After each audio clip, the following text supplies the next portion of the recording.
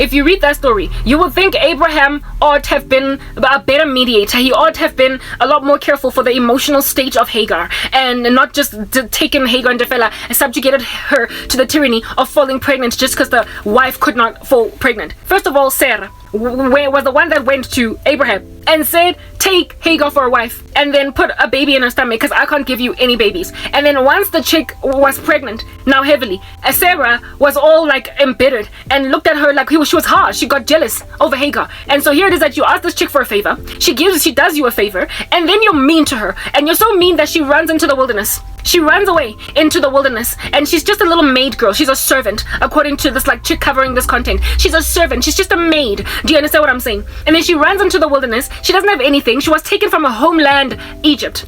All right, and now she's living with these mean Hebrews that don't know whether they're coming or going. Like, that's the kind of stuff that anti-Semitism is made of. If you do not choose God's people purely because God chose them and not because they deserve chosenness, the scriptures make it clear that God did not choose them because they were numerous or good or great in any way. He chose them just because he could. It was his decision. Everything that God does that is gracious on the earth for us is undeserved. There is no one who does good, no, not one, not even one. For all have sinned and fallen short of the glory of God. So you cannot look at fallen humanity with all of their fluffiness and their general wasteful disposition and run with what they're doing.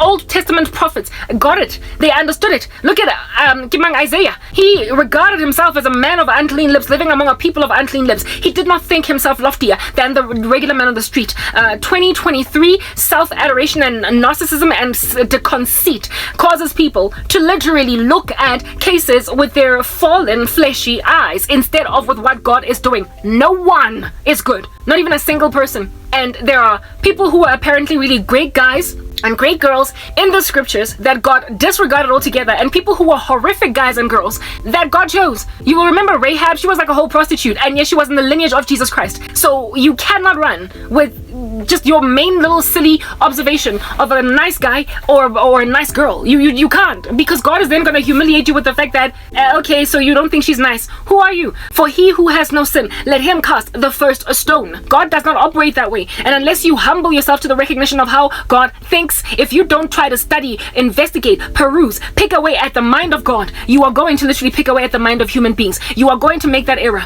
You are going to make that error. Do you understand what I'm saying? His thoughts are not ours. His ways are not ours. His are far loftier. They are far weightier than ours. So unless you humble yourself to the fact that God is holy, and whatever he does, if you don't understand it, it's his mystery, and the mystery of godliness, he will ultimately reveal it. And what choices he makes, really, you are in no position to question them. No one can say to God, what have you done? Nebuchadnezzar made that realization after he got out of that 7-year groveling spree, and he was like, the nations of this world are accounted as nothing before Emmanuel. No one can say to him, what have you done? So the moment you start to say, what have you done to God, and you stand with Palestine or whatever, that's not like Philistia, with ancient Philistia, when you stand with Gaza, when you stand with if anything, Gaza belongs to the Hebrews. I don't even know what is currently been, but the people have parted, they've split his land. That's the issue. If you stand with Hamas, you are standing with an observation, a fluffy, flaccid, immoral little observation of a sanctimoniousness, a self-righteous way of looking at things. The whole world keeps on saying to Israel that you need to basically retaliate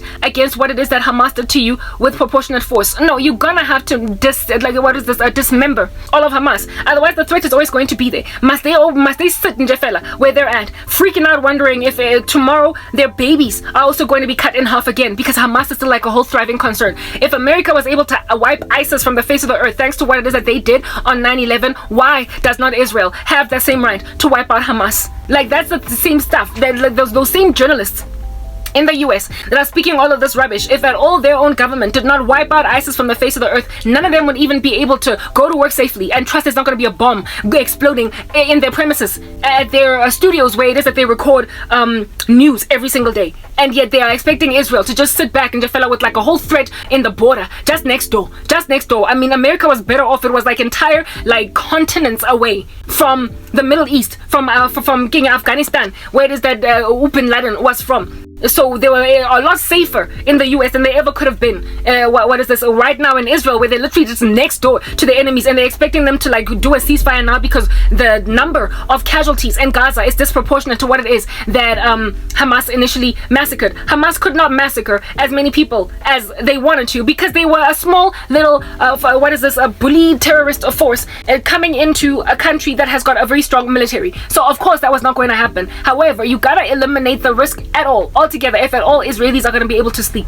Look at what's happening right now in the southern border in Israel. All right, they've Lebanon, they have gone right ahead and evacuated a whole bunch of Israelis from their homes because of this war that is going on. So if they then ceasefire, those people, are they going to go back to their houses and hope not to get bombed by the northern front? Are they going to just kind of chill on some? Well, I mean, I guess it is what it is. It is absolutely what it is. Let's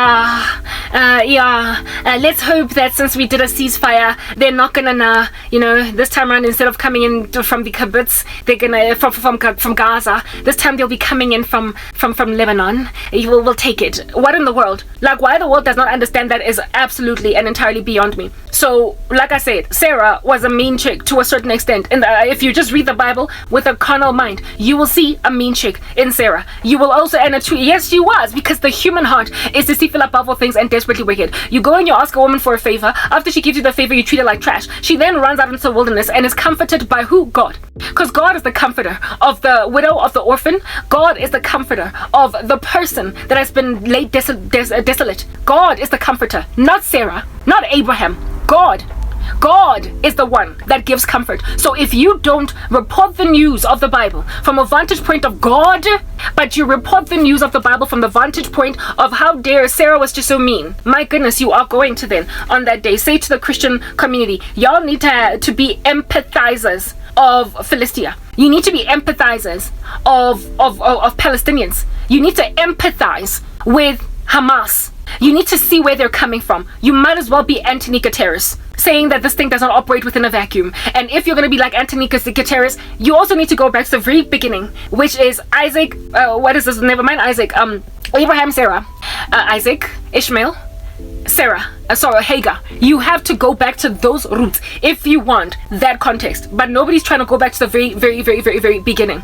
God is the one that comforted Hagar in the wilderness. God is the one that also told Hagar to go back because he had a plan for her and her son. And she then went back to where it is that she stayed with her master, Sarah and Abraham, etc. Isaac, Ishmael grew up to be a certain age, and the abuse continued from Sarah. She got even worse after she bore Isaac. After Sarah bore Isaac, when she was pregnant with Isaac, that's when she passed Hagar even more shade. She passed her even more shade on some, whatever, man. I'm the wife, I'm the main chick. You might have given my husband a first child, but this here is the child of the promise. This woman's child is going to take my kid's promise. This woman's child is going to do this and that and that. Yeah, so then Sarah basically caused Hagar to then permanently be removed from the camp. But who was the one to comfort Hagar and to make sure Hagar doesn't die when she was literally on the last bit of water in that wineskin for her son Ishmael? It was God. God Almighty is the comforter.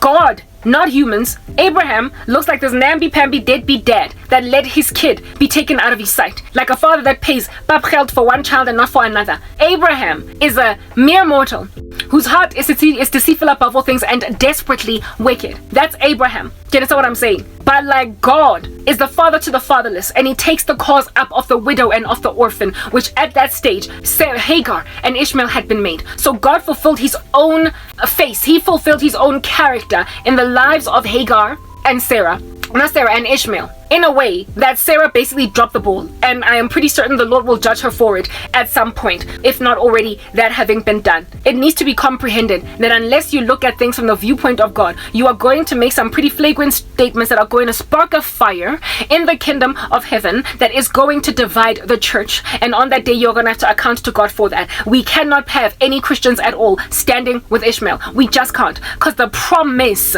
was given to Isaac. Why can we not have Christians standing for Ishmael, because God, his purpose for Ishmael was to create that stubborn, wild animal of a kid that would indeed fulfill his judgment on Israel for their rebellion. He told them that he would scatter them all across the world. Their names are going to be a byword. They're going to be anti-Semitically mistreated all over the show. And among the biggest persecutors of the Jews on earth by God's purposes is Ishmael. The Lord literally raised up Ishmael to be one of the biggest anti-Semitic movements against Isaac because of Isaac's rebellion. So if you are a Christian, you cannot stand with Ishmael, because you are then on that day standing for anti-Semitism. The anti-Semitism in the world that was created by God to deal with Isaac was there because of Isaac's rebellion. But as the body of Christ, we have a responsibility to recognize what the ultimate end goal of even that anti-Semitism spurred up by God is going to do. It's going to bring about Jacob's trouble. It is going to restore Jacob back to God. And Jacob, upon being restored back to God, becomes who? Our brother.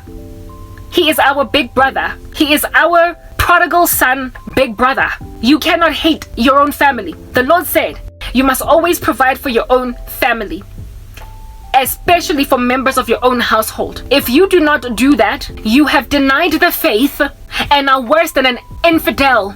If you do not provide for your family, especially members of your own household, you have denied the faith and are worse than an infidel. So if you do not provide love, support, and charity to Jacob, you have denied the Christian faith and are worse than an infidel, because he is your older brother. You therefore can never stand with Ishmael, because none of us come from Ishmael. None of us who are Christians or Jews come from Ishmael. But literally every last one of us are descendants by adoption or by birth, biologically, of Isaac.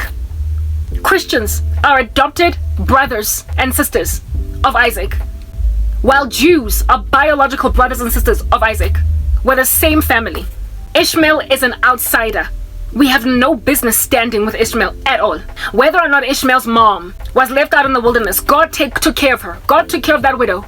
God took care of that orphan. It was God that fulfilled his responsibility towards the human race in that regard, while we continue to be typical. However, where you place your allegiance as a Christian should be to your own family.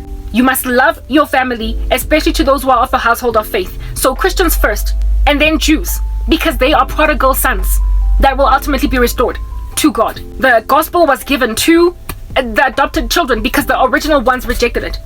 But Ishmael was always on the outside. He was always on the outliers. Always. He was never supposed to inherit the promise. The only purpose for Ishmael was the persecution of the Jews because of their rebellion. If anything, Sarah and that whole mistake that she made in telling her husband to go into Hagar was the first act of rebellion against God by the Hebrews. It was the first act of rebellion. And so God judged her with it. God judged her son with it.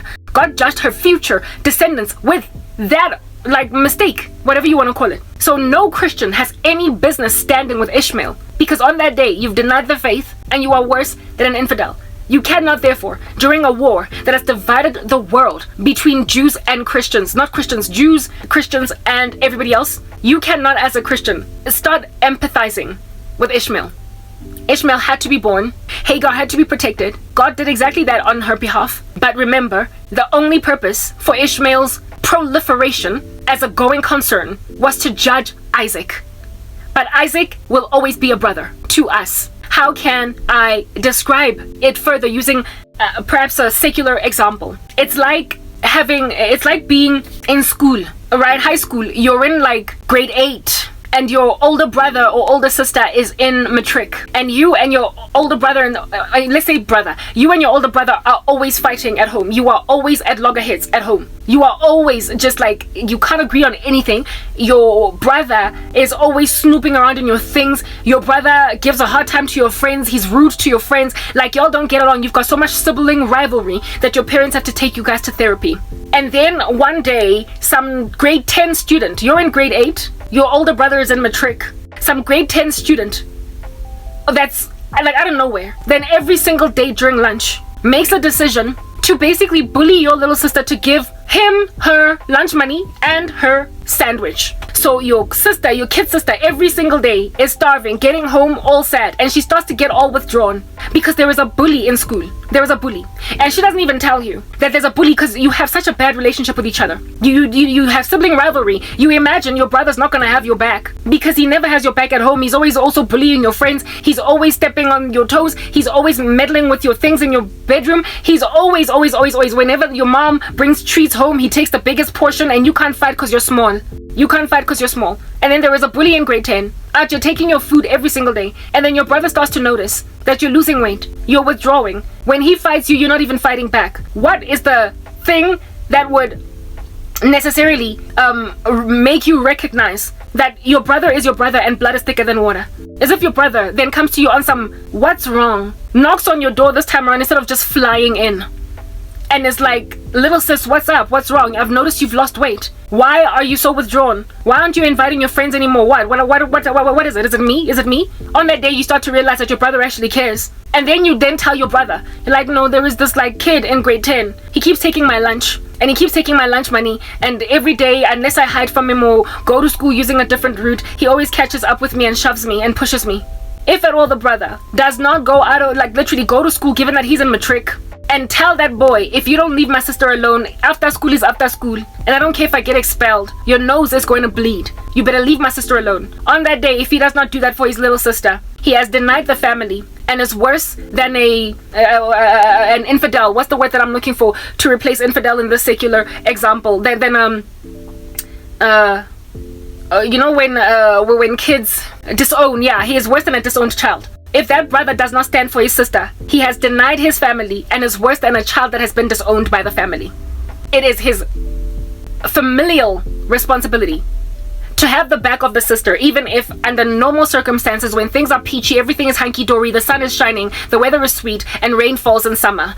On normal occasions, they can have sibling rivalry and poke at each other and put tricks up one another's sleeves and trip each other and basically just act like siblings that are crazy when they're in each other's presence. But when there is a threat to the very existence of your sister, when there is a threat to the very survival of your family, if that brother does not act appropriately, if he prides himself in the fact that somebody's handling his sister on his behalf, when the brother does that, then he has denied the family and is worse than one who has been disconnected from the family, disowned.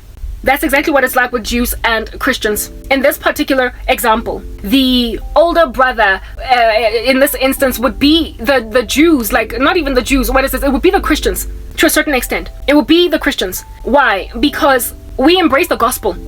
They rejected their Messiah and they persecute us. Jews do persecute Christians, especially if you go to Israel. There was like this group of nuns walking past some Jewish kids coming back from the synagogue, and they literally spat on the shoe, like pa pa pa. They spat on the floor where these nuns, these Catholic nuns were passing by. That was before the 6th of October. Do you understand? But on the 7th of October, when those same Catholics and those same Christians are then standing with the Jews, that's when they realize that, oh my goodness, my brother actually cares. So in this particular instance, like I said, the big brother is like Christians, who the Jews feel we've taken away their thing that they're doing. We've taken away their religion. We think that we're the chosen people when rather they are the ones that are chosen. We basically are viewed as bullies that are always flying into their room, and we should not have anything to do with basically laying claim to their God. But when things hit the fan, we are the ones that go in and check. We are the ones that notice that they're skinny. Why have you lost weight? Why are you withdrawn? Why aren't you talking so much? Why aren't you watching TV with the family anymore? Why aren't you as cocky as you used to be? You used to give me so much attitude. Every time I walked in, you used to throw a spoon at me. Why don't you throw the spoon anymore? And when that is the case, you notice that even though during good times you give a person a whole bunch of attitude, you notice that when times are good, you pass me shade, you give me attitude. You would imagine that now, because times are bad, given the attitude that you passed me, that you're gonna be grateful when I'm being bullied.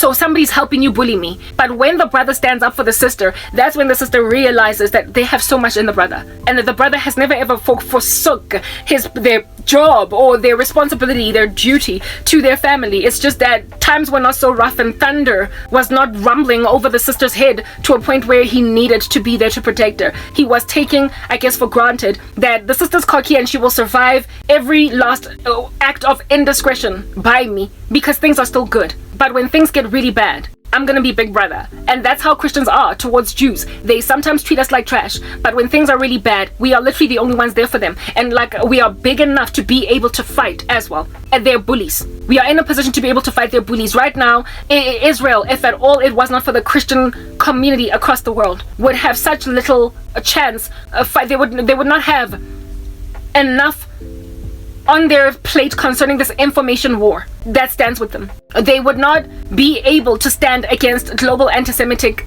sentiment. The world is slippery. They're like a knife through butter, the way that they melt so easily at like a change of rhetoric, a change of narrative against the Jews. The only people that are sticking fast and are holding on strong to the Jews in the world, with unshakably so, are the Christians. Why? Because our foundation is Jesus. It's God. We understand history. We understand how this ends.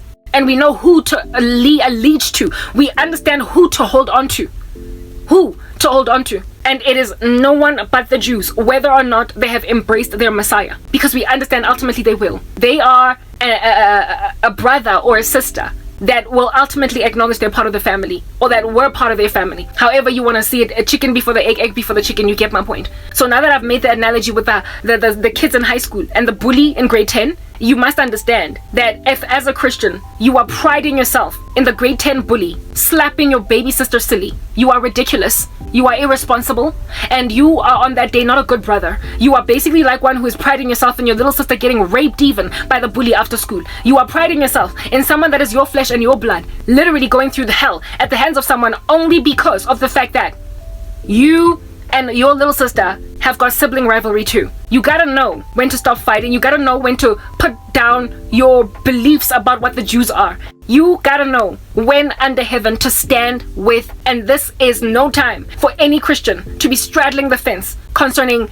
like an anti-Semitic global sentiment. You cannot be standing with Hagar as a Christian. You cannot be standing with her Ishmael. You cannot, because while they did belong to Abraham, and while Ishmael was born first, and while Sarah was mean, and while Abraham was namby-pamby and did not mediate properly as a man, bottom line is God chose Isaac. And so if God chose Isaac, you are Isaac's sibling and not Ishmael's. If you're a Christian, meaning let somebody else be a Palestinian sympathizer. It cannot be you as a Christian. Let somebody else be a Hamas sympathizer. It cannot be you. Let somebody else have the mercy and the back of a people that have taken a land for themselves with no historical or contextual understanding as to why under heaven it doesn't even belong to them. Let somebody else look out for them. Let God, just as he did with Hagar and Ishmael in the wilderness, take care of those Palestinians suffering in Gaza. Let the Lord have the back of Hagar. Let the Lord have the back of Ishmael. Let the Lord convert Palestinians to Christianity. Let the Lord take care of the widow and of the orphan. But as for you, you have got to stand with Isaac. No matter what, you stay in the camp of your brothers and your sisters. Otherwise, you are worse than an infidel and you have denied the faith. War in it, there will always be casualties. You cannot allow yourself to be desensitized from standing on the right side because of a rhetoric, propaganda being proliferated on the rooftops that is trying to make you or pull your heartstrings for Hagar.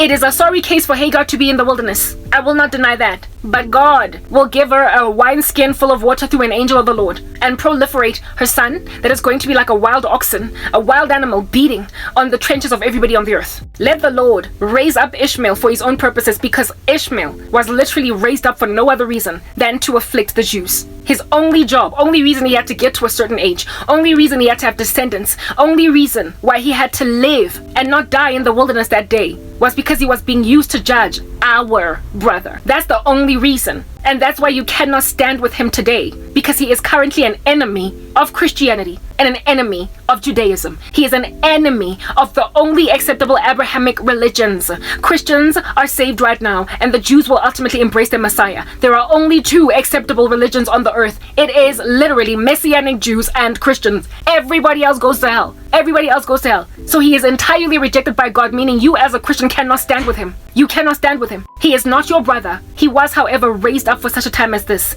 It would be like standing with Judas just because he was a disciple of Jesus Christ. No, I'm sorry. You don't get to do that. Judas had to live up to a certain point. He had a job. Just because he had a job does not mean you must sympathize with his suicide. He had a job to do, following which he was supposed to be somewhat of a son of perdition. Yeah. Look at things from the vantage point of God. Let somebody else cry for the Palestinians. That's what I'm saying. In the same way that somebody else cried for Hagar. Christians, you gotta stand with the Jews. Let somebody else cry for Hagar. It's not our job. It is not our job. The Lord does not expect us to be omnibenevolent the way that he is, because he knows that we are made of dust. Therefore, have compassion on us. He knows we are made of dust. He knows we tend or incline towards partiality. He knows that we are respecter of persons. He knows that we are always making war with this body of death. So if you have to make a choice as to what it is that you will resist with this body of death versus what you will embrace with this body of death, you better embrace Isaac and not Ishmael. It's hard to look at suffering in Gaza. It's hard to look at the women, the men, the boys, the girls, the children that are suffering. But that's like looking at Ishmael in the wilderness with Hagar. It's literally like looking at Ishmael. You cannot turn your attention towards them because they were in the wilderness when you're supposed to be looking intently at the family of Abraham, Sarah, and Isaac for your salvation. Like, let that be known and let that be clear. But when you don't know the scriptures, when you're not studying with every bone in your body, or when you are inclined towards partiality in your heart unto a people that are not your own, you are going to go and do a whole sermon as a Christian in the middle of this division in the Middle East, in the middle of global sentiment against the Jews increasingly becoming hostile. Yeah, you are going to do a whole sermon where you're empathizing low-key with Palestine by empathizing with Hagar. Wrong time for that sermon, girl. Absolutely wrong time. But it's stuff like that. It's that level of bordering on apostasy that I'm looking at happening in that chick in the US, that I am waking up every single day to be like, that's just a thing. That's just a thing. People absolutely love to ignore things that did happen or things that did not happen in order to proliferate their own agenda. People adore to pretend that something did not happen when it absolutely did happen. The level of gaslighting, like when you just absolutely disregard somebody's religion, when you disregard somebody's faith, somebody's allegiance, what it is that they pay homage to, what it is that they have insisted be the thing that they're standing with. In a country where there is a freedom of religion, where there is a freedom of speech, and somebody is literally trying to impose the thing that they're doing on you, and they are doing so hoping to gaslight you into ignoring that you were ever afflicted. The attack on the 7th of October happened in Israel. That'll never be taken back. And if at all Israel is gaslit by the planet to basically cease fire permanently and not get justice against what happened to them on the 7th, they will never find peace. There will always be injustice hovering around in the sky. It is written in God's word that the Lord hates the acquittal of the wicked and the condemnation of the righteous. The acquittal of the wicked and the condemnation of the righteous. Injustice and hope deferred that makes the heart sick dries up the bones. When a person doesn't have justice, they can't rest, they can't sleep. And that is because that's how God made us. He is the one that ascertained that apart from justice, humanity cannot sleep. So when you linger an individual in the room through injustice because everybody else in the room agrees they should not get any justice, you are saying everybody else is going to go to bed sound while this person lacks justice. We need justice to feel like there is tomorrow in the human race. And when more and more of it is ignored, there is less and less inclination in us all. There is less and less inclination in us all to pursue it in the future. People start to wear a disposition of despondency. If at all, guys, justice is perpetually ignored on a loop. Like if more and more people are denied or robbed of justice, less and less people are going to seek it. But when people don't seek justice only because they anticipate they won't get it, they become despondent. Morale becomes very low. There is no joy in the room.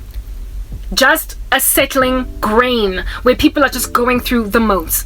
If Israel does not get justice against Hamas, the Hebrews, the Israelis, all of them, whatever might be their religion, will merely be going through the modes, and they will never ever feel a sense of peace. And again, if you don't get justice, if an ecosystem does not foster justice, not only do people get disincentivized from seeking it in the future, but they also fear doing what is right because they trust justice to reign. They will be reduced to shadows of themselves.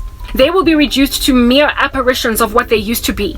Like if you were this feisty, energetic, outspoken person that would share your views on something, and if in the past that caused you to get unjustly beaten down as you were talking, next time you're not going to be that vivacious girl. Next time you're going to hold your words in, lest somebody else should beat you down for being so outspoken. So not only just does justice beget more injustice, in the sense that it causes people to not want to seek it out lest they should waste their resources, energy and time. It also begets low morale because people feel like, what's the point? Anyway, nothing good is going to happen. Not only does it also beget low morale, it also begets low belief in one's ability to contribute to an ecosystem. It makes people talk less. It makes people try less. It makes people safe. It makes people just kind of tread safely. And if at all people are treading safely, there is no community or society that can ever thrive with people just playing safe. It is precisely the act of taking risks or of pushing the envelope that progresses a paradigm. Do you understand what I'm saying? So innovation is embarked on because of a brave population of people that are encouraged to keep on trying to do a new thing. So you kill innovation when you don't award justice. You kill morale. You kill the seeking out of justice in the first place by everybody all over the show. So then when that is your society, you've got literally a whole bunch of docile, mindless drones with very little color, no personality. You are creating a Pleasantville society. It's like black and white. There is no pink in anybody's cheeks, just a low morale with drone-like civilians for a population. And when that's the case, you will then look back at all of this insanity that you have created on the ground and realize that this is not the country I've signed up for. Who in the world wants to look like Iran 24 hours a day? Who wants to live in these Sharia law states where it is that morale has been decreased by a lack of justice provided to civilians when they want to fight, a lack of freedom of expression, a lack of attempts or tries to do anything at all that's colorful? You can't, otherwise you're going to get beaten down for doing it. You also are dealing with, like I said, people who are just going through the modes. Every single day they just wake up and they sleep and they just adhere. They obey. Adhere, obey. It's like literally George Orwell's 1984, like in just Iran, just in one geographical location on the earth. And that's those societies do exist on earth, but they're unattractive to everybody else that comes from free societies. It's unattractive. Only look at Israel, the color of it, the composition of it, in comparison to its neighboring countries. They're literally the only bouncy, bubbly place. Everywhere else is just black and white and dry. Why? Because it's not a democracy. It is a sovereign, a dictatorship. Do you understand? That has made out of the people mindless drones that are just merely going through the modes. That's what happens when you withhold from people not only liberties but justice when there is injustice that afflicted them. I am sitting where I am sitting, literally watching what's going on in the Middle East and freaking out that whatever happened to me is going to happen to them. But again, whatever happened to me, if it happens to them, my prayer and my biggest one is that they should stay just like me. That even though people want them to shut up, keep quiet, sit down already, come on, don't you see you've lost, that they won't. That they will keep on pushing even when years have progressed. That even when it appears nobody's listening to them, nobody cares, like proper, everybody has won, I am still the Karabo that I was in 2014. I am not going to end up, I'm not going to come out of this like I've been put through some slicer, some mincer, do you understand? As patty. I'm not going to come out as patty to be cooked on a grill and then eaten. I am not going to be minced from what I used to be. Even if people are insisting that be the case, saying of me, Karabo, you will never ever get to live again if you don't embrace the status quo. If I don't get justice, this colorful woman that you're looking at, I will be flattened. I will be scared to speak ever again. I will be nervous to raise an issue at all. I will be nervous to basically raise a grievance or have a disagreement with anybody. I will be afraid because of the majority consensus that I should be silenced and shut up before. It will give me so much PTSD that I will be scared of being ostracized, isolated, and abandoned by society again. If I don't keep on rioting in my own little corner, Giliwan, trumpeting as an elephant in the room, I will lose my color, I will lose my spunk, my fervor, I will lose my ability to innovate, I will lose my ability to change a paradigm. Therefore, I will lose my activistic flair, the thing that is basically a riot and a fight against injustice. I will not sit or run with the acquittal of the wicked, even if I'm the only one standing for my own case. The Lord, it is written in the scriptures, as he inspired the writer of the word of God to speak these things, spoke about the widow who was persistent to a wicked judge who was ultimately given justice. And then he was like, so I mean, really, if you're dealing with an unjust judge or a wicked judge who gives a persistent widow justice, ultimately, what then will a holy and a righteous judge give you? Justice. If you keep on coming, if you keep on pitching, if you keep on rocking up every single day. I do not want my color to be drained out of me. I don't want to end up a Stepford wife, for crying out loud. Have you seen the King in the Stepford Wives, that movie? It's exactly descriptive of what in the world under heaven happens to people when they fight until they're made to stop. If you've seen, especially the Stepford Wives version of the 1960s or 50s or whatever, like the old school one, 1970s, the old school one, it's on YouTube, go and watch it. Okay, it can be used to describe what happens to people when they first fight a narrative they see coming at them, and then they get cooed by it, and then there's no color left in them anymore. The one that was a remake in the in the 2000s, it does not compare to how dystopian it is that the 1970s one is. So go watch the 1970s one, because it's nicely dystopian to describe this particular structure. Literally, the Stepford wives that replace the real women are robots that kill the true women with a whole thriving personality and character of their own and replace them with themselves. And in this movie, the lead character has a best friend that she meets in the Stepford city, right? City, we shall call it a town. In the Stepford town, she meets a best friend, and the two of them are fluid, lovely, and they start to make observations of the women in Stepford as, like something's wrong with them. They're kind of robotic. They are doing strange, funny, and then they're doing things strangely and in a funny way. And then they meet this one lady who lives in like a massive mansion house with a tennis court and everything. And when they meet her, she's fluid. She's like all good. She's all there herself, and they have tea with her and everything. Yeah, and then they go there and they play tennis with her, and it's all good and well. Next time they go and they visit their friend, she is a Stepford wife. She's been robotized, and she is like, talking, saying all the right things, and she's robotic, and she's all postured. She stopped smoking. She was a smoker. She is basically everything that some authoritarian sovereign wanted her to be. Some fascist sovereign of a husband wanted her to be that thing. And then when these two best friends make a discovery that, oh my goodness, like, I don't know what's happening here, but Martha, let's say her name was Martha because I forgot the names of the characters. Martha was not like this last week. Why is she like this? And she doesn't even smoke anymore. She used to smoke like a 20 a day. What's going on? What's going on? What's going on? They then continue to make these strange observations, right? Until one day the lead character discovers the operating premises of the manufacturing of the Stepford ladies, and goes to talk to a friend to tell her, hey, I made a discovery. I found out what was wrong with Martha. And then she meets her friend having been converted into a Stepford wife too. Then when she realizes that her friend is gone, she's now all by herself. She's all by herself, and she's wondering, goodness gracious, they took my girl. They took my girl, they took Martha. I'm the only one left. And this woman tries to fight it, and in the end, her husband hands her over. She thinks her husband is trustworthy, but her husband is the one that hands her over to being taken over by this other woman. And she walks into her bedroom and sees a woman that is naked, literally, that looks exactly like her, that is going to replace her where her clothes be with her husband.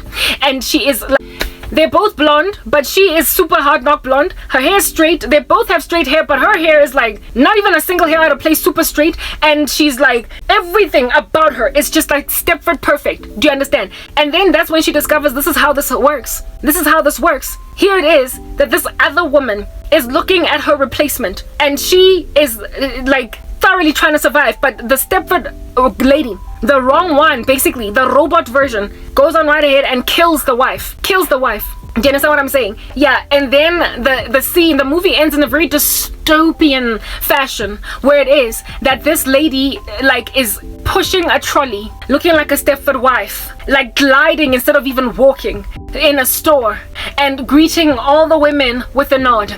on the left and on the right and picking just what she needs to pick, and the movie ends that way. You would think that she ultimately conquers, she ultimately wins, but the movie ends with her getting taken over and she's the last one to get taken over. It is so dystopian, it'll make you cry. One of those there's no good ending type movies. Yeah, that's exactly what happens to a person who does not insist on getting justice. You will fight and you will fight, and you will have people that will be with you initially and they will dwindle and they will fall away because of the pressure to capitulate to like structures. They will use resources that you have or don't have in order to force you to ultimately capitulate, and those who have ultimately capitulated will change on you. The world around you will change. I don't know how many friends started out initially, so guys, like, wait, my life has been so hard, started out initially supporting me, being on some, these people are rubbish, how dare they, like, how could they do this to you? And then next thing, she rocked up the next day pushing a grocery cart in the mall with breasts that obviously look like they're not hers, her hair too straight for it to belong to an actual woman, nothing out of place, her shirt is too crisp for crying out loud, and she's wearing some Voops frock dress that she would never have worn before because she liked jeans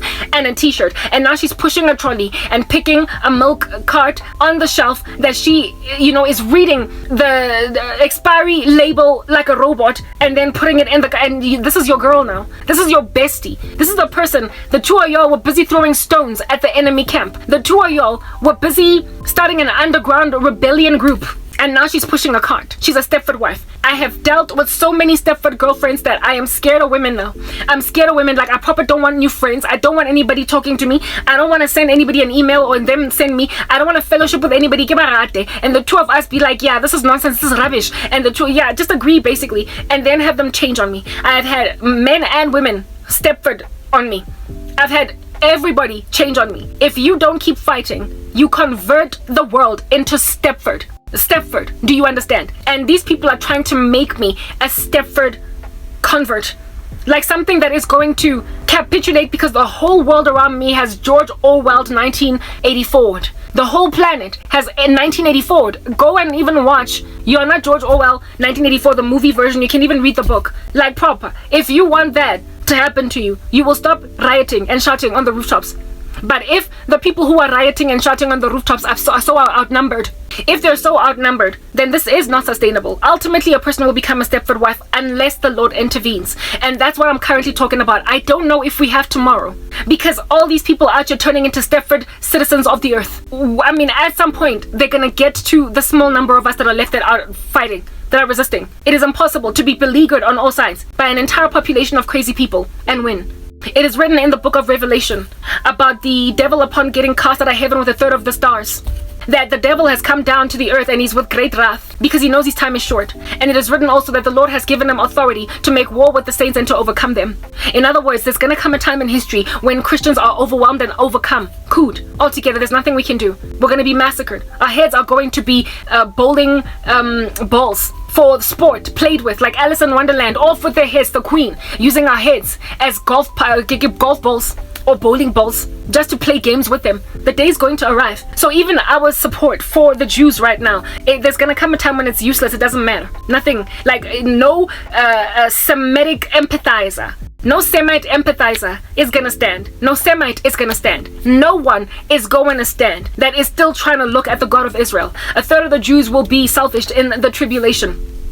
From the massacring, God is going to salvage a remnant of them. That was always the plan. Christians are going to get massacred all over the show, killed. Like for their faith, they will have to hide out in dungeons, etc. And we know that we're close to that time when there is an increasing sentiment against the Jews. And you think as Christians that it's not going to come to you? If you are a sympathizer, which Christians always are, ultimately the anti-Semitic sentiment is going to become anti-Christian. There is already an anti-Christian sentiment across the world anyway. Christianity is, or at least just before what happened in Israel, it was the most persecuted religious group in the world. Right now, because of what happened in Israel, I feel as if though maybe Jews have overtaken Christians in terms of persecution. So if just before October 7th, the most persecuted religious group across the world was Christians, and after October 7th it was the Jews, don't you see Bible prophecy coming together? We are about to get annihilated, but it is not an option to ever down tools. There will also be a great apostasy. where it is that people are going to take heed to seducing spirits and doctrines of demons. So Christians are going to be doing sermons where they're supporting Hagar during a time where it is that the descendants of Hagar are massacring the descendants of Sarah, the descendants of Abraham. Like, you cannot do a sermon like that, not during this time, girl, because then on that day it is not neutral. It is not neutral. You're not just giving a lesson or educating people. Now you are basically like extending an olive branch to Palestine, which you have no luxury to do if you're a Christian. You just don't have that luxury. You literally do not. You gotta pick a side. You gotta pick a side. It is war, and people have got to, under heaven, understand that there will be casualties. Let the Lord take care of Palestinians that will ultimately convert to Christianity, and then we'll embrace them as brothers and sisters. But for now, while they are still what it is that they are, we have no under heaven at all a prerogative to look at them with any kind of favor. If at all you want to protect your heart from having your strings pulled in that regard, just don't watch biased media. There is a channel that I used to watch that I stopped watching, Yadi Daba, because it is very pro-Palestinian. What is it? It's called DW channel. No, not DW. I said DW earlier. What I wanted to say was Channel 4 News. It is, I think, British or Australian. I stand corrected or whatever. I used to love watching them, but now I don't watch them anymore because they are obviously pro-Palestinian in a way that is very disturbing to me. I am sticking to, I guess, when it comes to news coverage, largely Christians who are covering this stuff from a journalistic viewpoint, like Eric Stackelberg, or if at all they are, secular. If at all they are secular, it'll be like maybe Fox News. South African news I don't even care to listen to because everything there's biased onto the ANC. Or WION, that Indian channel for news, is also able to report from a vantage point where it's neutral concerning Israel, right? Even though India is currently trying to vie for a two-state solution, they're nonetheless listenable. I can take them in my stride. They're not going out of their way to make this nonsense look like it's okay that Hamas did on the 7th of October. So I'm basically choosy as to who it is that I listen to. Do you understand what I'm saying? Precisely because I understand the world is literally, there is a whole mission, a drive to convert us into a Stepford land. And even that which is Stepford in nature is not really good for any of us, because who in the world wants a world that is pro-Muslim, pro-Islam, when it is such a violent religion? Who in the world wants to convert the world into the image of Islam? If you want to convert the world into the image of Islam, you are converting the world into Iran.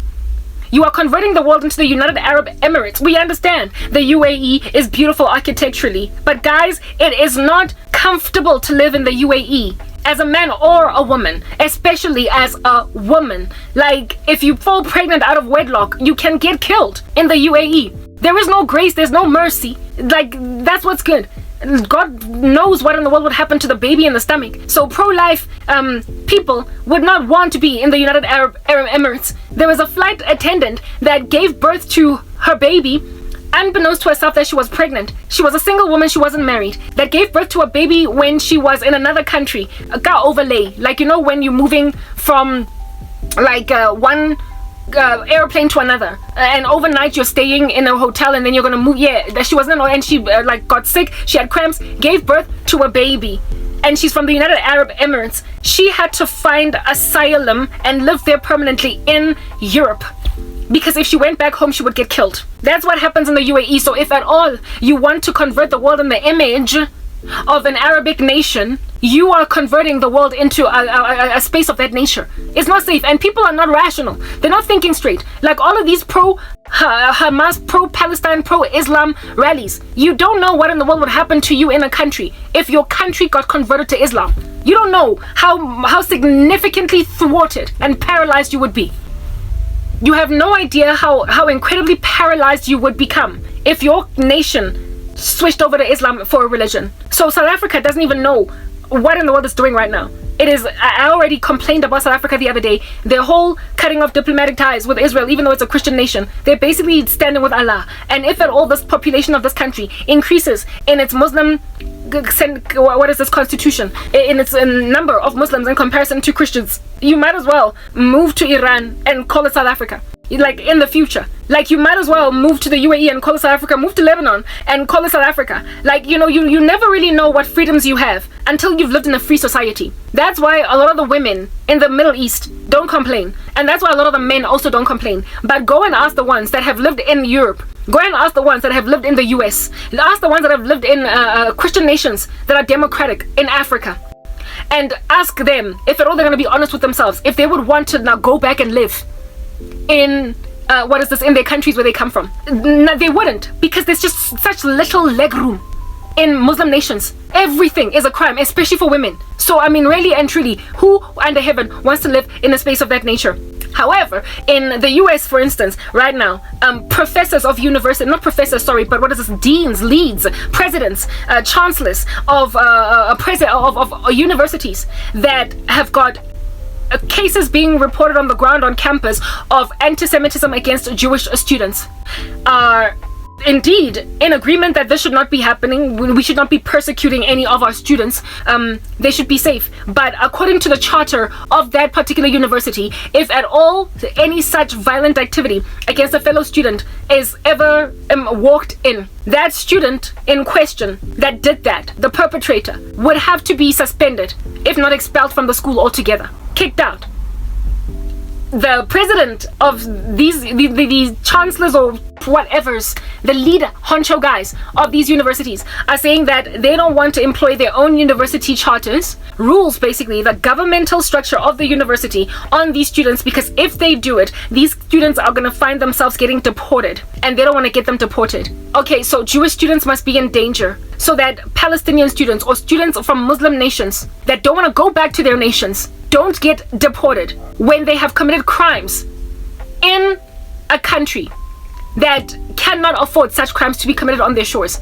Like, you come from Iran and you're studying in an American university, and then you basically endanger the life of an American student in the name of your radical Islamic country.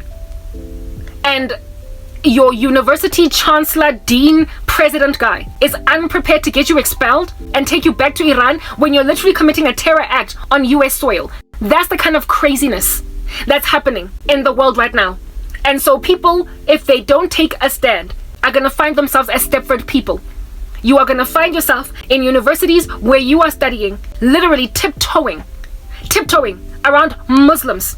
You are going to be scared as a Christian to put a sticker of a fish on your car, bumper sticker, or a sticker of a Jewish cross on your car. Like, Jews are even currently being told to not look so Jew when they're out there walking in the wilderness. Like, wear plain jeans and a t-shirt. Don't rock that whole what do they call it? And like their braiding of their beards and everything. You know how Jews look so Jew when they're dressed in like Orthodox apparel? Yeah, they are being encouraged to, for now, not to look so Jew. What in the world? That is a lack of justice. Do you understand what I'm saying? And so when you capitulate to it, you stop being fluid, you stop moving, you start being scared to wear what you want to wear. You start being scared to speak as you desire. Now, every time when you talk to people, you don't say to them, shalom, lest they should know you're Jewish. You are just like, hello there. What in the world? When you are scared to just say shalom to somebody as they're passing by, therefore evidencing, giving hints of either your Christianity or your Judaism, you have entirely capitulated to Stepford, the country, or Stepford, the continent. You have capitulated to living in Stepford when you can't even greet people in the name of Jesus, or when you can't put a bumper sticker that you want on your car, or when you can't wear whatever outfit you want to wear because it makes you look too Jewish, or you know what I mean? Like, yeah. So if you don't continue to fight, people will gaslight you into oblivion. There are people that need to be left. If you don't continue to stand, there is no future. There's a gray, like not even black and white, just a gray, very dull, very boring future of people that are scared to offend lest they should mess everybody up. And the people are then going to start having very ubiquitous, generalistic conversations with others so as to not offend anybody. When everybody in the room is now talking about the freaking weather, I'm sorry, there is no future for us all. When everybody is now talking about, so before you even introduce yourself to a person, you gotta make sure that they're okay with being called he, she. You gotta make sure that they're okay with being called a girl or a boy. You gotta make sure that they are okay. Like, goodness gracious, when you can no longer have an academic discussion about religion without causing war to break out, when you cannot have an academic conversation about any topic at all that might trigger some people, you are no longer free. And the thing about living in a free society is that when people get offended by what you say, you at least are guaranteed for the better majority of the time to get home still in one piece. You will be safe. Even though you're gonna have people that will have, ngapelad you. You might have people that might have looked at you with creased foreheads, or you might have had people that might have had a verbal altercation exchange with you, but you will get home in one piece. Now you're facing a bullet in your skull. I'm sorry. Now you're facing being trampled underfoot like it's a stampede of animals. I'm sorry. Now you are literally facing even loss of a job. Like, there is apparently a teacher in the US that told kids in preparing for Christmas that Santa Claus is fake and Jesus is real, and the chick is now like literally on suspension or something. Like, I apologize. If we cannot say that to children in a Christian nation, if we cannot say to kids that Santa is fake and Jesus is real in a Christian country, we are living in Stepford in the making. If you get, like, political correctness is going to kill the innovation spunk of people. It's going to give people cognitive dissonance. It's going to give people suppression of speech. They won't know where to pull from which orifice of their body. Do you understand? Certain words so as to not offend. And when you live that uncomfortably, it's not earth. I don't know what it is, but it's something that's got to be destroyed. It's not earth. I don't know what it is, but it's something that's got to be destroyed. You cannot live in a nation that calls itself one that has freedom of expression and of religion and then feel stymied and have to look in the sky and squint your eyes and wonder what in the world to say, lest you should offend this innocuous looking person in front of you that could morph into a beast just because you stood your ground. I will not be gaslit into shutting up. I don't want to be monotone. I do not want to be without character, personality. I don't want to be Pleasantville. I don't want to be gray instead of colorful. I do not want to lose who I am. So if it means I must live in isolation with all of my spunk and my color, all the rainbows, all the color of the rainbow shining all around me, I will do that. If at all, my personality is going to be the end of me, then I would rather have a very glorious, beaming, shiny casket that's got all the colors of the rainbow emanating through it at my funeral, because I was subjugated to a life of solitude until I died for sticking to my guns. Heaven will rejoice upon me arriving. I will be told, well done, my good and faithful servant. You have fought the good fight, you have run the race, you have kept the faith. I will be heralded and celebrated in an ecosystem that was holding fast to truth. In a society, when truth does not matter, people become monotonous, people become Stepford, females and males. People become basically non-binary. And who in the world wants a genderless society? Who? Because we are who we are made in the image of God, male and female. The way that we are, that we might be as colorful as we are. And so if you want your little non-binary society, take it. I don't want it. Take it. I absolutely will have nothing to do with it. It's that basic. So if you have hurt me, you better acknowledge you've hurt me. If you've cursed me, you better tell me you've cursed me. You cannot tell me, just like the world is trying to tell the Israelites right now, that they did not encounter this, like popular. It's like Jewish denial, not Jewish denial, but Holocaust denial. Like people who thoroughly say the Holocaust never even happened, except like millions of Jews died. There's photos of bodies heaped on top of each other, with the Americans literally showing the world, parading all of these atrocities in front of everybody. But there are individuals who will run with some randomly pontificated rubbish in these streets. It would be like the equivalent of saying that Jesus Christ never lived when there are historical records proving that he was around. Just admit you don't believe in him, but you can't say he never lived. You know what I mean?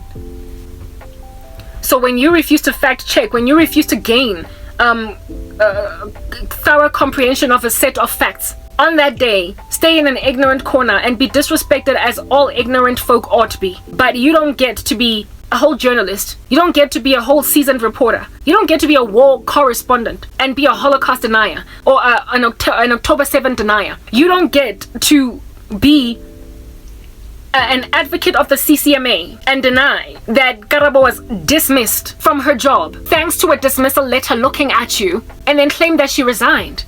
That's what happened with me. My CCMA case, I lost it because CCMA insisted that I resigned when I was holding a whole dismissal letter in my possession with an MTN letterhead and everything. That's a Holocaust denial right there. That is October 7 denial right there. Like, you have got all of, like, literally you're being looked at by footage by imagery of a massacre and you say it never happened. They looked at my documentation and they said it never happened. They looked at a dismissal letter, like proper, gawking at them, yakwa MTN, and they said I resigned. Guys, I'm sorry, like what happened to me, yes, I'm still shocked. I was shocked, but I'm still shocked at the way that truth does not matter anymore. Good is evil and evil is good. Truth does not matter. So people want me to grab those experiences where an advocate at the CCMA, a man that went to law school, got an LLB, and then studied further until he was on the bar of attorneys, rendered an advocate, went on right ahead, to put a stamp down on my case at the CCMA, saying that I'm basically throwing my toys out the cot for nothing. MTN never fired me. I resigned. That's what happened. Like I'm not making this up. It's not, this time around, it's not an analogy. This is not a metaphor. It's what really happened. A whole qualified advocate in South Africa took a dismissal letter that I produced, that was sent to me with an MTN letterhead, signature ya Tembanyati, like proper, the real copy, not even the original, not the copy, and said that I was, God Almighty have mercy, that I resigned, that I quit. So I frankly don't even have a case at the CCMA2 open. There is no case here because you can't go to the CCMA after quitting your job. You're wasting resources. You're wasting government resources. When I'm sitting with a dismissal letter in my possession, the whole thing was recorded. I have a tape with the recording of the whole, what do you call this? Of the whole arbitration. And I listened to it after it came back home, after I was given it to me, the tape. The whole thing was recorded, where an advocate blatantly denied. When I say my evidence is exculpatory, guys, I'm not even lying. He blatantly denied my dismissal. I not only have the document of dismissal, but the tape, the recording, the whole recording of my case, and I still lost. And because of that, I lost my entire career. And I'm being told by South Africa to just get over it. Get over it. I'm sorry. On the day I accept that, I will always be scared. I will be walking on eggshells everywhere. I will be afraid to raise an issue in any company that I work for, lest they should fire me and then claim I have resigned, because I have literally experienced a bizarre occurrence of that nature before, where a company fired me and then claimed I resigned. That's what happened. That's what happened. So when truth does not matter, like, it's just utterly irrelevant. It's the end of the world, you guys. When I look at what's going on in Israel right now, I see my case all over, where people are providing evidence of their innocence and therefore need for a war, to fight, to protect themselves. It's defensive, it's not offensive. They're being ignored and people are trying to make them look like monsters. I will not be gaslit into being a Stepford South African. Just take it, Karabo. I didn't do it. It wasn't me. I've got the data. I've got the proof. I've got the camera footage. I've got the recording. I've got the paper trail. And the person is still like, it wasn't me. And the only reason they can feel brave enough to say it wasn't me is because he or she has got a whole mountain of supporters that are happy to help him or her gaslight you. Like when you've got a whole stadium of supporters behind you in a lie, and you, who is the victim in this regard, are alone. They thoroughly imagine that since they are so concerted in their volumes, in their sheer numbers, they can somehow do away with facts that are staring at you, just like deeply and longingly into your eyes. We're living in a society where people are denying basic biology. Do you understand? When, if at all, a person were to get into an accident and end up in a hospital, that biology could save their lives. The veracity of them being a man or a woman could actually get them saved. Because doctors at med school study biology as it is, since they studied cadavers on a cold bed. And people are in denial of the fact that, you know, there are certain orifices on the body that make you a female and not a man. It can save your life if you've been in a car accident. It can utterly save you to admit that you're a girl and not a boy. But there are people who are trying to deny that.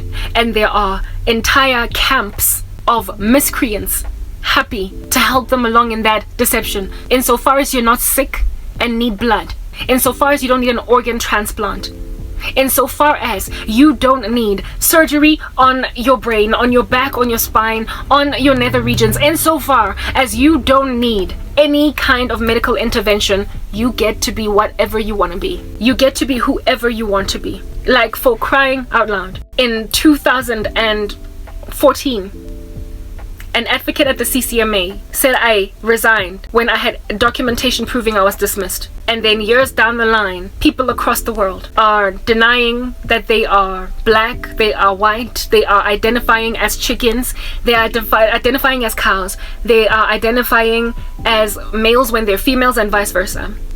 Years down the line from that date where I was denied truth gawking at me and at everybody in the room, now people are denying things that are so bizarre to be denied that just 10 years ago, 15 years ago, 20 years ago, people would be shocked out of their minds that people are in denial about those basic facts. So it is no wonder there is so much denial even about the fact that 7 October happened in Israel.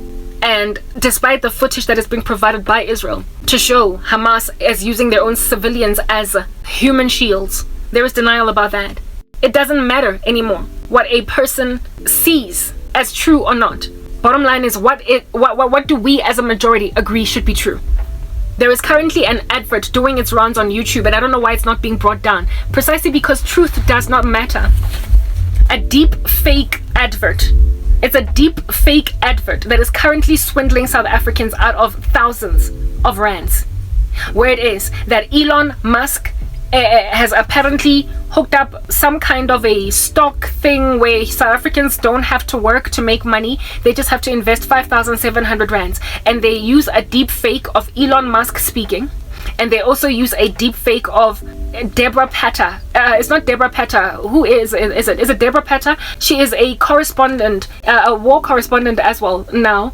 Some South African journalist, I stand corrected what her name is, but she is sitting as an anchor, speaking about this as an advert that is causing South Africans to literally invest, trusting that this advert is going to run for long enough to ultimately be a scandal in the country. Then only are they going to send an email or whatever to YouTube to bring it down, because it's deceiving South Africans. It's deep fake. I can see it's deep fake. Why? Because of the content of the message. It looks like it's Elon Musk talking and the South African reporter, but it's deep fake. The truth doesn't matter anymore. The truth does not